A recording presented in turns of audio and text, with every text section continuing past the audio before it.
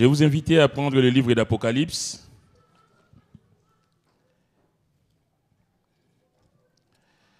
Apocalypse au chapitre 2. C'est une pensée que le Seigneur m'a mise sur le cœur tout au long de la semaine. Donc de faire une étude sur les 7 églises d'Apocalypse. Et là, ce matin, je vais avec vous aborder, si vous voulez bien, le chapitre 2 où il est dit, c'est donc l'apôtre Jean qui reçoit la révélation. Il écrit à l'église, la Bible dit, on va lire au verset 1er, écrit à l'ange de l'église d'Éphèse.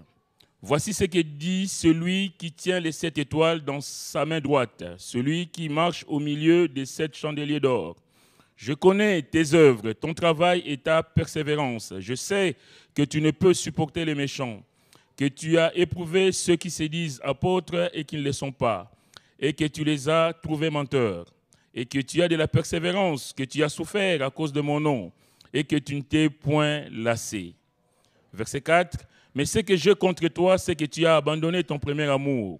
Souviens-toi donc d'où tu es tombé. Repens-toi et pratique tes premières œuvres. Sinon, je viendrai à toi et j'ôterai ton chandelier de sa place, à moins que tu ne te répandes. Tu as pourtant ceci, c'est que tu hais les œuvres de Nicolaïte, œuvres que je hais aussi. Que celui qui a des oreilles entende ce que l'Esprit dit aux églises. À celui qui vaincra, je donnerai à manger de l'arbre de vie qui est dans le paradis des dieux. Amen. Nous allons demander la grâce de Dieu. Seigneur, merci pour ces instants. Seigneur, ma prière est que vraiment tout soit pour ta gloire. Bénis ta parole, Seigneur, parce que ta parole est déjà bénie. Seigneur, mais combien nous voulons la saisir, Seigneur, spirituellement. Tu es Dieu Tout-Puissant qui connaît les besoins, les attentes de cœur, Seigneur. Ma prière ce matin, que tu puisses passer dans le rang, visiter ton peuple, Seigneur. Fais ton œuvre, toi qui connais le besoin. Manifeste ta gloire, ta puissance, s'il te plaît. Merci d'avance, Seigneur, parce que nous savons en qui nous croyons. Nous savons un grand Dieu, le Tout-Puissant, Créateur de toutes choses. Que ton nom soit béni, que ton nom soit glorifié à jamais. Bénis aussi le reste de la journée, Seigneur, que nous laissons entre tes saintes mains. Sois glorifié à jamais, Seigneur, parce que tu en es digne. Au nom de Jésus, Amen. Amen. Pouvez vous asseoir, bien-aimés. Alors, avant de commencer cette étude, il est bon, je jugeais nécessaire de parler de l'Apocalypse. L'Apocalypse, vous savez, c'est le dernier livre de la Bible, il va de soi, après il n'y a plus rien. Mais le mot Apocalypse, c'est un mot qui dérive du grec, qui veut dire, Apocalypsis, qui veut dire révéler. Révélation, du latin révélare et qui donne révélation. D'ailleurs, il y a certaines Bibles qui traduisent l'Apocalypse par révélation. Alors, la révélation de quoi ? On est ici dans un contexte, on va dire, particulier. L'apôtre Jean qui nous adresse le livre de l'Apocalypse reçoit une révélation. C'est Dieu lui-même, c'est Jésus qui se révèle à l'apôtre Jean. Je vais vous dire ce matin, bien-aimé, j'entends souvent le mot révélation à gauche, à droite, mais une vraie révélation, c'est Dieu lui-même qui se révèle. C'est quelque chose de spirituel. Ce n'est pas une invention humaine, ce n'est pas parce qu'on a décidé un matin de tiens, Dieu m'a révélé que tu es ceci. Ici, c'est Jésus qui se présente à son serviteur. Et la Bible dit que Jean lui-même va lui dire, je fus saisi par l'Esprit au jour du Seigneur. Ce n'est pas quelque chose d'inventé par une quelconque manipulation humaine, mais c'est le Seigneur par le Saint-Esprit qui s'est saisi de son serviteur pour lui dire des choses qu'il va nous transmettre. Révéler, c'est lever le voile. Dieu a décidé de créer l'homme. La Bible dit que Dieu, quand il a créé l'homme, il a trouvé que tout était parfait. Mais vous savez comme moi que le malin est passé par là, ce qui était parfait a été détruit. Mais Dieu, dans sa bonté, ne nous a pas abandonnés. Le frère priait tout à l'heure que dans notre rébellion, le Seigneur est venu nous chercher. Alléluia. Gloire à son nom. Mais la question que je vais poser ce matin, que nous pouvons nous poser, c'est de savoir, est-ce que quand Dieu est venu nous chercher, dans quel état il nous a trouvés? Évidemment, dans la boue du péché. Alléluia, que son nom soit béni, parce que nous ne sommes pas restés dans la boue du péché, il nous a pris avec lui. Alors, il nous prend avec lui, et nous avons marché, nous avons cheminé avec lui. C'est le cas de l'église d'Éphèse. Cette église, on aura l'occasion d'y revenir, cette église a expérimenté la bonté de Dieu, cette église a expérimenté l'amour de Dieu, mais quand l'apôtre Jean écrit Apocalypse, on est aux alentours de 96 après Jésus-Christ, et le livre de l'Épître aux Éphésiens a été écrite plutôt vers les années 60. On va dire qu'il s'est passé environ 40 ans entre la création de l'Église et le moment où l'apôtre Jean le Seigneur adresse ce message aux Éphésiens. Bien-aimés, laissez-moi vous dire ce matin, il y a un temps où on démarre la vie chrétienne. Mais la Bible dit, mieux vaut la fin d'une chose que son commencement. On démarre la vie chrétienne, on avance, c'est comme un enfant qui vient de naître, il va apprendre à marcher, et petit à petit, il va gravir des étapes, et puis il va devenir adulte. Et dans la vie chrétienne, je pense que c'est la même chose. Nous venons au Seigneur, nous nous donnons au Seigneur, et après, il y a cette marche avec le Seigneur. Mais est-ce que cette marche, est-ce qu'elle est toujours conforme à la volonté du Seigneur? C'est ça la question qu'on peut se poser ce matin. Et la Bible dit, parlant des hommes en général, que tous les hommes sont voilés. Tous les hommes sont voilés, tous les hommes ont besoin de la lumière du Seigneur. Et sans l'intervention de Dieu, bien aimé, on ne peut pas comprendre les choses de Dieu. Ésaïe dira dans Ésaïe 25, verset 7, « Et sur cette montagne, l'Éternel anéantit le voile qui voile tous les peuples. » Tous les peuples sont voilés. Tous les hommes qui n'ont pas Dieu, tous les hommes qui n'ont pas l'Esprit de Dieu, ils ne peuvent pas comprendre la volonté de Dieu. Vous êtes d'accord avec moi? Je pense que si on n'a pas le Saint-Esprit, on a beau vous parler des choses, des fois on a besoin d'avoir le Saint-Esprit pour comprendre les choses du Seigneur. Et le Seigneur Jésus nous avait prévenus. On vient au Seigneur, oui, mais le Seigneur dira dans Jean 16, verset 12, « J'ai encore beaucoup de choses à vous dire, mais vous ne pouvez pas les supporter maintenant. » C'est-à-dire qu'il y a un temps où on se donne au Seigneur, comme je disais, mais il y a un temps où on apprend les choses du Seigneur pour progresser avec lui. Et quand le Consolateur sera venu, l'Esprit de vérité, il vous conduira dans toute la vérité, car il ne parlera pas de lui-même, et il dira tout ce qu'il aura entendu, et il vous annoncera les choses à venir. Et les choses à venir, c'est ce matin, c'est ce que j'ai envie de parler avec vous, parce que nous sommes dans les derniers temps. Bien aimés, l'Église que nous sommes, nous ne pouvons pas rester endormis. Enfin, nous ne pouvons pas déjà être endormis. L'enfant de Dieu que tu es, l'enfant de Dieu que je suis, je dois être vigilant. Parce que Éphèse, c'est extraordinaire, on va y aller à Éphèse. On va faire une petite historique, je vous disais tout à l'heure, par rapport à la création de l'Église. Dans la Bible, il nous est dit dans 1 Corinthiens 16, verset 19, que c'est chez Aquilas et Priscille que cette Église a commencé. C'est d'ailleurs de là que Paul va écrire l'Épître aux Corinthiens. Dans Actes 18, 24, on voit qu'Apollos, qui était serviteur de Dieu aussi, est allé à Éphèse et a été très utile à cette Église. Mais par contre, dans Acte 19, on va y aller. Acte 19, si vous voulez bien. Acte 19 nous détaille le ministère puissant de l'apôtre Paul dans cette assemblée. Au verset 1er, il est dit, Paul va arriver à Éphèse, il va demander à l'Église, avez-vous reçu le Saint-Esprit quand vous avez cru? Ça veut dire que déjà, il y a un manque, il y a une défaillance. Il y a l'Église, mais l'Église n'a pas le Saint-Esprit, n'a pas reçu le Saint-Esprit. Donc, il y a quelque chose qui manque là. Et la Bible dit que Paul va prier pour cette Église, en tout cas pour le chrétien, le croyant qui était là. La Bible dit au verset 6, « Lorsque Paul leur y imposait les mains, le Saint-Esprit vint sur eux et ils parlaient en langue et prophétisaient. » Le manque a été comblé. On progresse. Donc, l'homme de Dieu va prier pour l'Église et l'Église va recevoir le Saint-Esprit et cette Église va aller de l'avant. Au verset 10, il est dit, « Cela dura 2 ans, de sorte que tous ceux qui habitaient l'Asie, juifs et grecs, entendirent la parole du Seigneur. » Personne ne pouvait dire qu'il n'a pas entendu la parole du Seigneur. Et au verset 11, « Et Dieu faisait des miracles extraordinaires par les mains de Paul. » On voit ici que c'est une église qui a été bénie, une église qui a expérimenté la grâce de Dieu, la puissance de Dieu. Bien aimé, ce matin, j'ai envie de dire que nous aussi, on est une église bénie, on est une église qui écoutons, nous écoutons les messages de Dieu, nous avons la parole de Dieu, mais qu'est-ce que nous en faisons?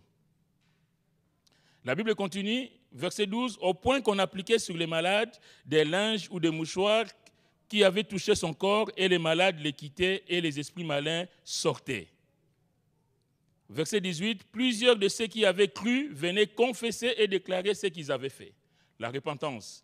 Ils étaient dans les ténèbres, ils ont rencontré Jésus, ils ont fait l'expérience de vie nouvelle, et ces gens venaient déposer tous les gris-gris, tout ce qu'ils avaient comme fétiche. Et ça, on le voit, même nous en Afrique, des fois, il y a des campagnes d'évangélisation, on voit les gens amener les fétiches, on amener les choses, parce qu'ils disaient, tiens, j'étais dans les ténèbres, et là, je rencontrais la lumière, alléluia, je dépose tout ce que j'avais. Au verset 20, c'est ainsi que la parole du Seigneur croissait en puissance et en force. Ça, c'est, je vais dire que ça, c'est de l'Église, ça. On voit la main de Dieu dans cette assemblée. On voit que le Seigneur agit, le Seigneur est présent dans cette assemblée. Mais évidemment, quand Dieu est présent, l'ennemi n'est pas loin. Il est toujours là pour essayer de distraire, de détruire ce que le Seigneur est en train de faire. On verra, enfin, si vous lisez la suite, vous allez voir qu'il y a un certain Démétrius qui va, à cause de son commerce, créer des problèmes à Paul. Et dans Acte 20, il y a l'apôtre Paul qui va appeler les anciens de cette église et puis va leur faire un discours que j'estime mémorable où il leur dira que prenez garde au troupeau que le Seigneur a mis à votre disposition. Bien-aimés, combien nous devons faire attention à ce que Dieu nous confie. Qu'on soit serviteur de Dieu ou simple chrétien, je vais dire entre guillemets, qu'on prenne soin de ce que Dieu fait pour nous, de ce que le Seigneur a mis à notre disposition. Et Paul va dire, je vous ai annoncé tous les conseils de Dieu sans en rien cacher. Je vous ai tout donné, j'ai tout mis à votre disposition afin que vous soyez des chrétiens épanouis. Mais l'homme de Dieu va avertir, il s'élèvera du milieu de vous des hommes qui enseigneront des choses pernicieuses pour entraîner les disciples après eux. Évidemment, avant, il dira, il s'introduira parmi vous aussi, verset 29, après mon départ, des lourds crieurs qui n'épargneront pas les troupeaux. Il s'élèvera du milieu de vous et il s'introduira. C'est-à-dire que les dangers viennent de partout. L'église du Seigneur est menacée de l'intérieur comme de l'extérieur. Il s'élève des gens au milieu de l'église qui vont se dire, tiens, moi je suis pasteur. Il va commencer à combattre les ministères, mais il va s'élever du milieu de l'église. Comme il y a des gens qui vont venir de l'extérieur pour vous dire, tiens, mais vous êtes dans une secte.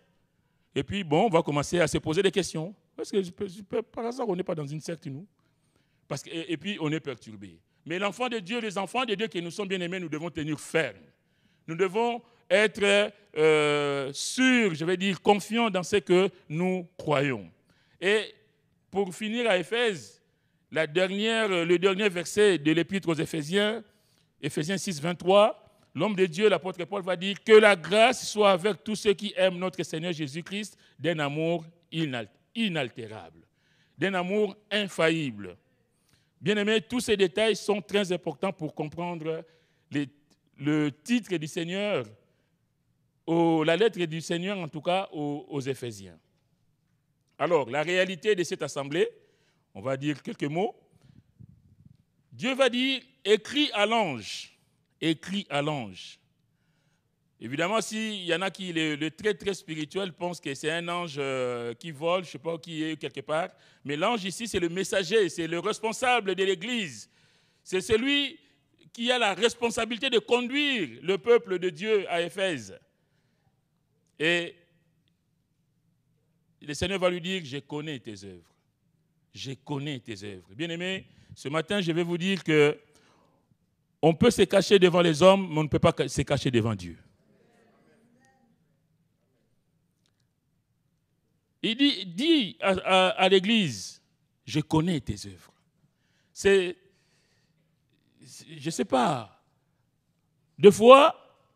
quelquefois, on se dit chrétien, on a une belle apparence de piété, mais en même temps, on a son petit pied dans le monde. Et on fait des choses qu'on croit ignorer de Dieu. Mais comment veux-tu te cacher devant Dieu? C'est pourquoi le Seigneur dit ici à l'église d'Éphèse, il dit, je connais tes œuvres. Mon frère, ma soeur, et moi aussi, Dieu connaît mes œuvres. Si je suis hypocrite, Dieu le sait. Si tu es à l'église ce matin, qu'en même temps, la nuit, tu passes devant l'Internet pour regarder des films bizarres, mais Dieu le sait. On a beau faire semblant de... Enfin, beau, excusez-moi. Mais en tout cas, je vais être...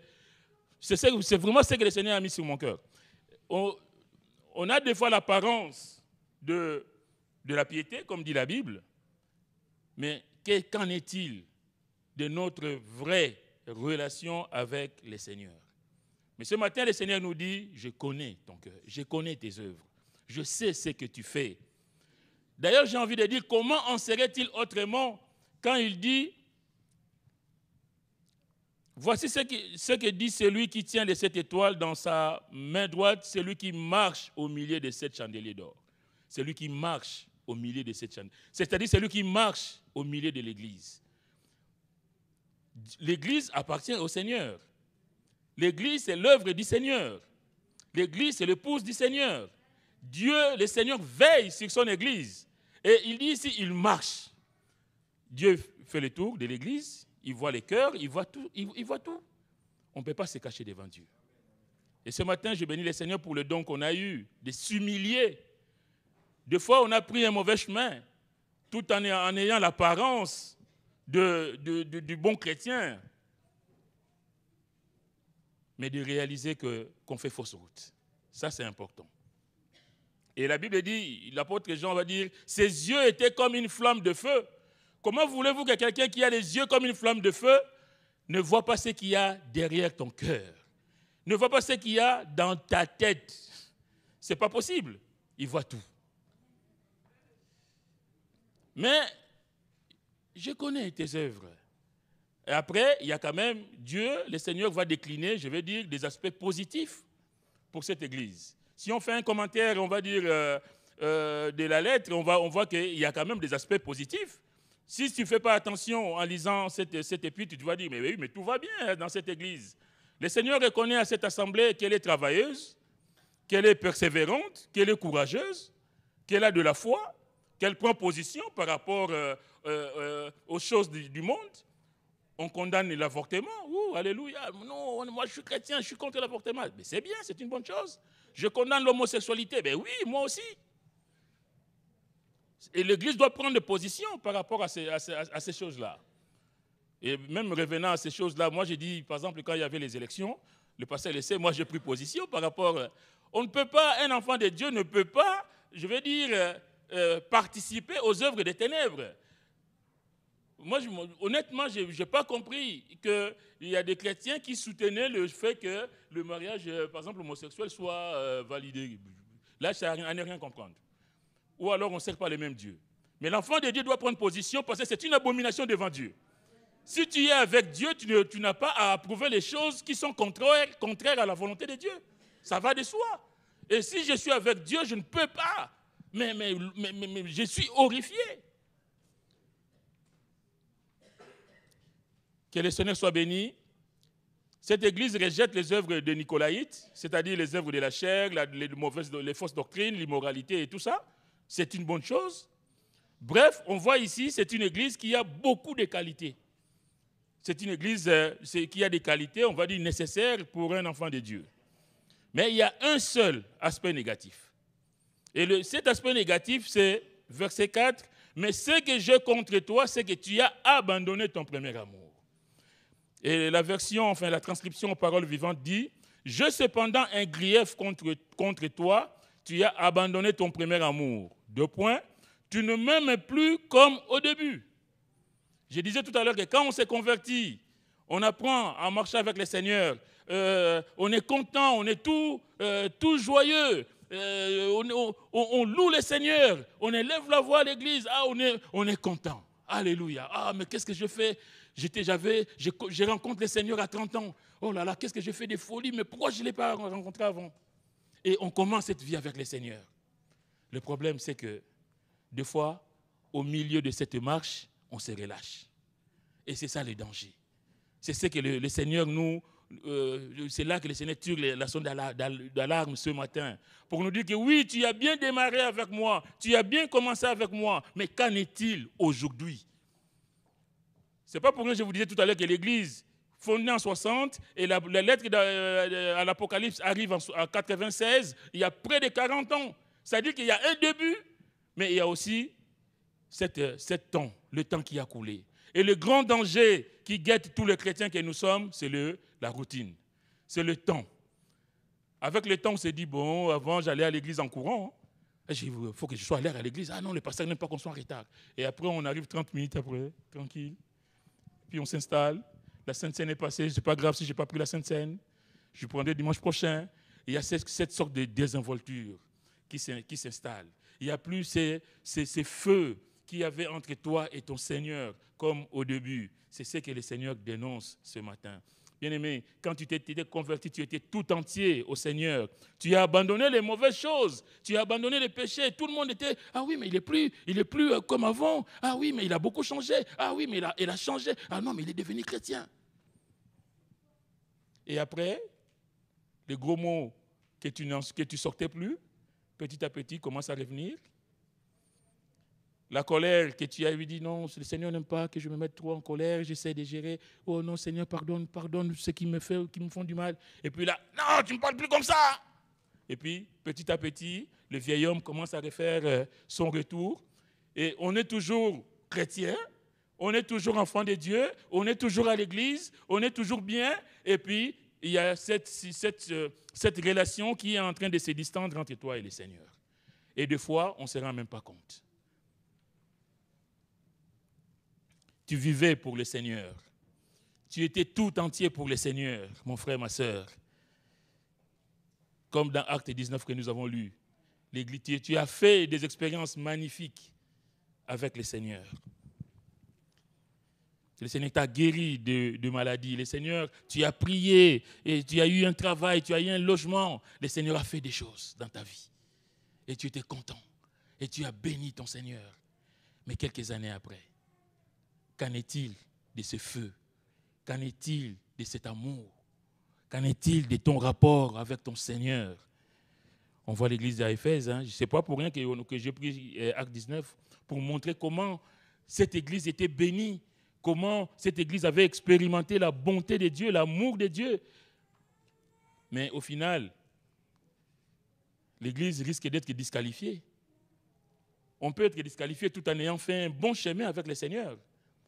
Tu as peut-être fait 20 ans de conversion, 30 ans de conversion, mais tu as peut-être rompu tous tes liens avec le Seigneur.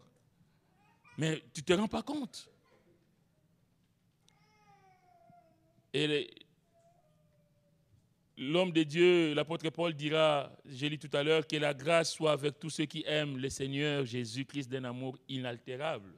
Malheureusement, cet amour s'est altéré. Cet amour n'existe plus. Eh bien, laissez-moi vous dire aussi que même si nous savons que le nouveau converti, comme je disais tout à l'heure, manifeste beaucoup d'enthousiasme pour le Seigneur, mais le véritable premier amour, c'est celui que Dieu a pour nous. La Bible dit, nous l'aimons, nous, parce que lui, il nous a aimés le premier. En fait, ici, Dieu est en train de dire à l'Église, tu as abandonné celui qui t'a aimé le premier. Parce que l'amour que nous témoignons au Seigneur, c'est parce que lui, il nous a aimés. La Bible dit, Dieu a tant aimé le monde qu'il a donné son Fils unique afin que quiconque croit en lui ne périsse point, mais qu'il ait la vie éternelle. C'est parce que Dieu nous a aimés, bien-aimés, que nous, en retour, nous aimons le Seigneur. Et là, le cœur de Dieu souffre pour cette église quand il dit que tu as abandonné ton premier amour. Tu as abandonné celui qui t'aime. Et lui, il ne change pas. Et je vais aussi faire une petite différence avec vous, quand même, qui est détail. Parce qu'il faut bien différencier les sens des mots. Hein. Quand la Bible dit tu as abandonné, l'abandon, abandonner, ce n'est pas comme perdre. Hein. Quand je perds quelque chose, tiens, je perds ma feuille, je n'ai pas fait exprès, je n'ai pas volontaire. J'ai perdu mon portefeuille, peut-être qu'on me l'a volé, peut-être que c'est tombé, j'en sais rien. Mais ça, c'est une perte. Donc, tu n'es pas responsable quand c'est une perte. Tu es peut-être responsable parce que tu n'as pas veillé. Mais quand on abandonne, c'est un acte volontaire. C'est-à-dire que tu as choisi d'abandonner. C'est-à-dire que tu es un enfant de Dieu, tu as des choix à faire dans la vie et tu dis, bon, ben ça, ce sera plutôt ça que Dieu. Aujourd'hui, il y a Paris Saint-Germain, Marseille. Bon, à supposer que c'est vendredi. Ah non, non, non. PGOM, ah non, jamais ça. Jamais je ne peux rater ça. Tant pis pour l'église.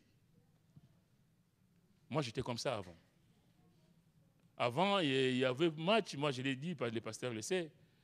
Nous, on venait à l'église, ma femme et moi, et les enfants, on venait à l'église à l'époque au 105 rue Raymond Loscan. On venait le matin, et après on allait au Franprix à côté, on prenait des choses que je ne peux pas citer ici, pour passer l'après-midi tranquille au chaud. On habitait à Vanves.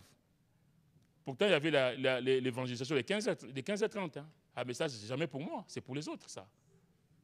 C'est un choix qu'on fait dans la vie. Tu choisis certaines choses au détriment de Dieu. Et ce matin, le Seigneur te dit, tu as fait des choix et tu m'as mis de côté. Tu m'as abandonné. Et l'abandon, c'est ça, c'est mettre volontairement. Et ça, tu es responsable de cet acte-là. Ce n'est pas pour rien que Dieu dit après ici, repens-toi. C'est parce que c'est un acte volontaire, c'est un acte condamnable qui mérite une sanction. Abandonné, acte volontaire, coupable, qui exige une repentance. Bien-aimés, laissez-moi vous dire ce matin que c'est un péché grave d'abandonner le Seigneur, même si on donne l'apparence d'être actif à l'Église. L'Église, là, je vous ai dit, hein, il y a des aspects positifs, il y a plein de choses où Dieu dit tu es persévérant, tu es ceci, tu es cela.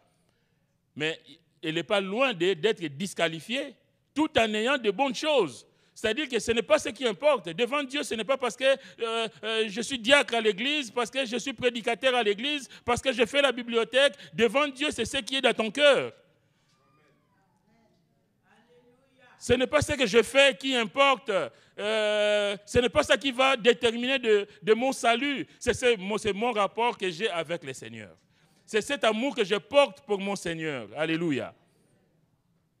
Les œuvres, le travail que l'on fait ne doivent pas remplacer le Seigneur. Tu fais peut-être ta vie comme tu l'entends, tu fais des choses qui ne sont pas pour la gloire de Dieu, et bon, tu es quand même à l'église, et puis tu fais, ouais, je vais chanter. Bon, personne ne t'a vu qu'hier, tu étais sur Internet. Hein. Ah oui, je vais faire, oui, mais tout le monde voit, le frère, il est très spirituel. Mais ce que nous faisons en dehors de l'église, nul ne le sait ici, Dieu le sait. On peut être actif dans la maison du Seigneur, alléluia, que le Seigneur soit béni, mais sans avoir une vraie intimité avec le Seigneur. Et ça, c'est terrible. Et on ne peut pas non plus prétendre travailler pour Dieu dans un but, on va dire, dans un intérêt quelconque. C'est-à-dire que je fais des choses parce que Dieu va me donner.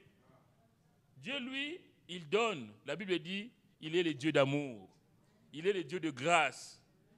Quand on fait des choses par intérêt, par calcul, on est en train d'oublier la grâce infinie de Dieu.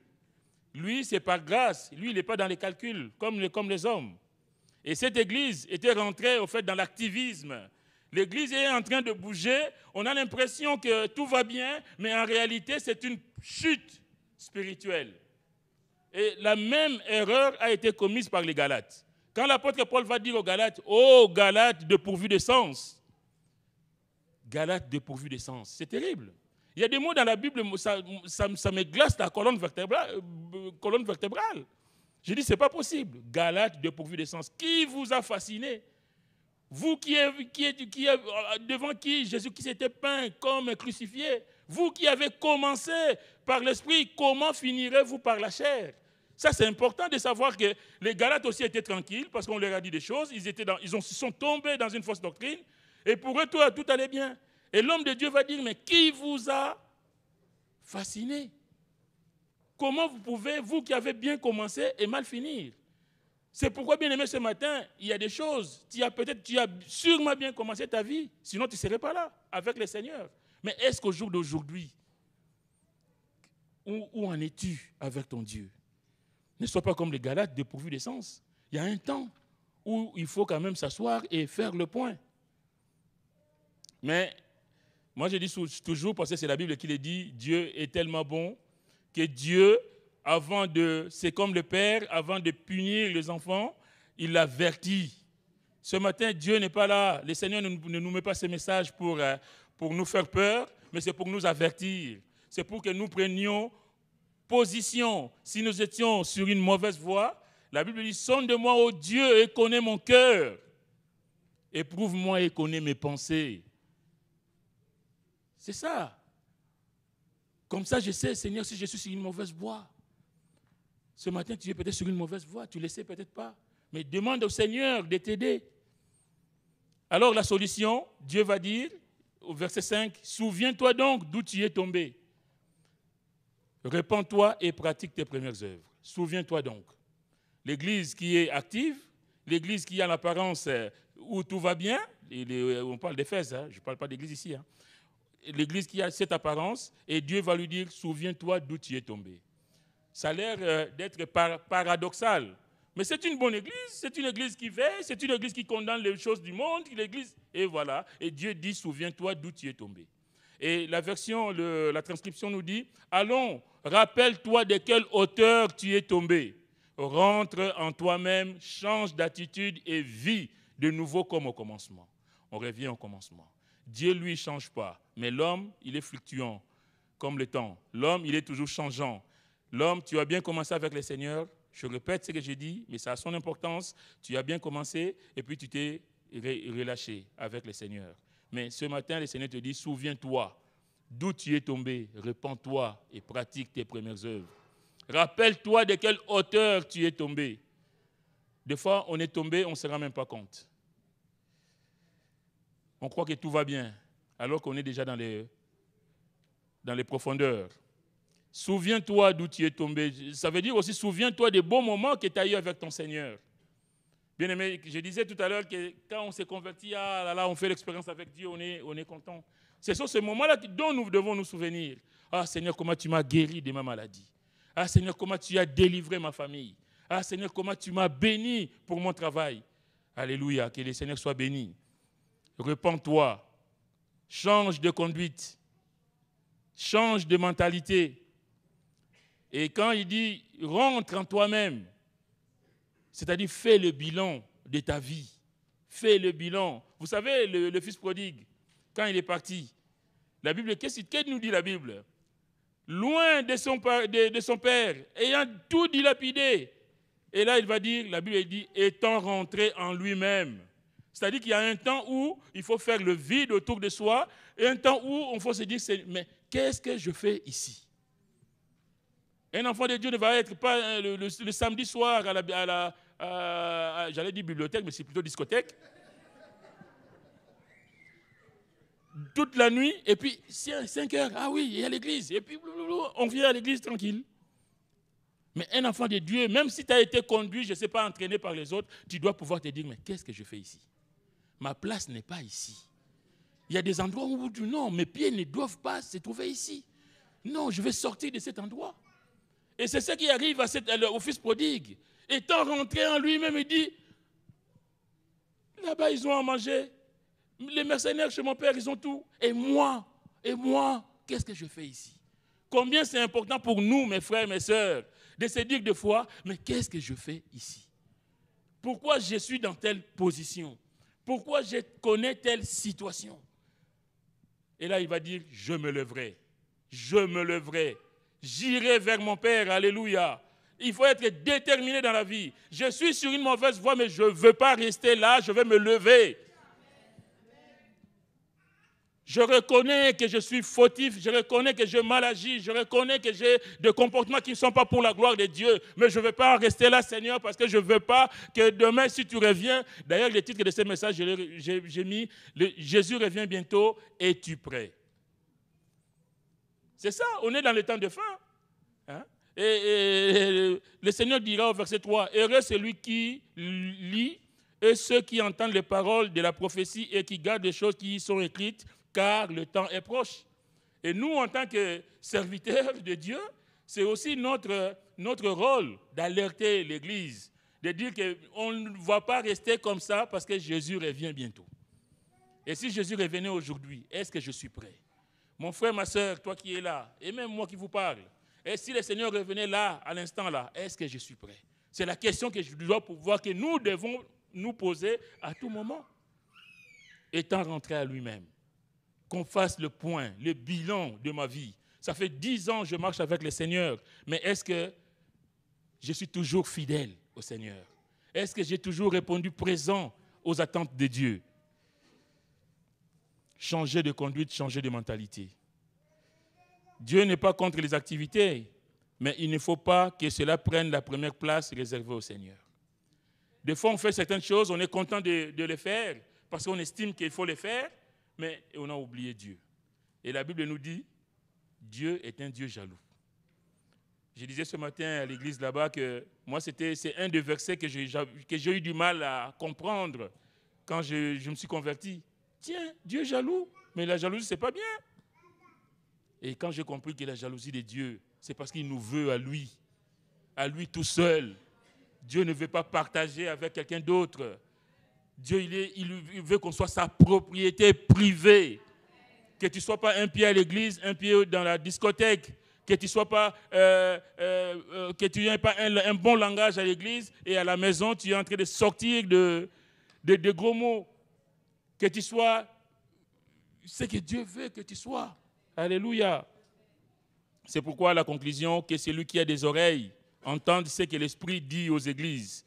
À celui qui vaincra, je donnerai à manger l'arbre de vie qui est dans le paradis de Dieu. À celui qui vaincra. On est dans le futur. C'est-à-dire que l'Église est ce qu'elle est, mais l'Église doit sortir victorieuse de la tentation, de toutes les mauvaises choses qui nous guettent.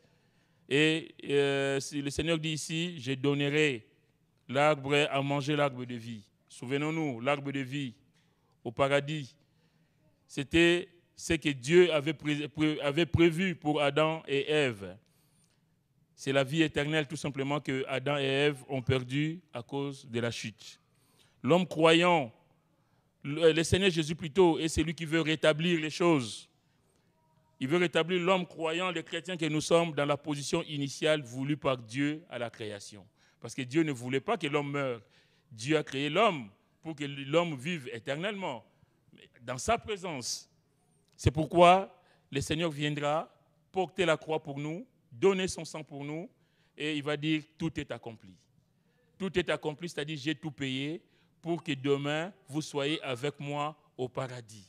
Mes frères, mes sœurs, ma prière ce matin est que nous ne passions pas à côté du salut, que vraiment si dans nos vies il y a encore des choses qui nous interpellent, si ce matin ce message te dit quelque part que tu te retrouves, mon frère, ma sœur, n'est pas dans l'humilité, comme ça a été dit ce matin, de reconnaître, de se ressaisir, parce qu'il n'est pas encore trop tard. Mais demain, ça risque d'être trop tard. Que Dieu vous bénisse. Amen. Je laisse la place au pasteur.